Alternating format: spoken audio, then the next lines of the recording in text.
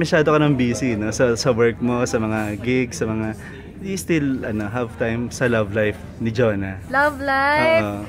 Siyempre maraming mga curious na di ba, fans that you are asking, ano kayang... Actually, di ba?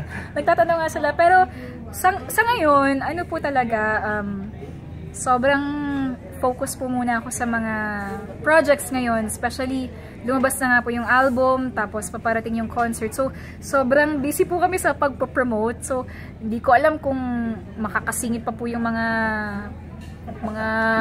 love life or mga kaanuhan. Depende po siguro. Baka, hindi po natin masasabi kung kailan pero ano naman po, hindi ko naman sinasara yung ano ko. Naman that, di ba, courting you or may mga mga paramdam. Pero dyan na kayo sandali lang. Busy pa mi. Wait lang. Okay. Thank you, Jonah. Congrats. Thank you po. Here's my vocal coach. Basta sa lahat po ng naging part ng album na to for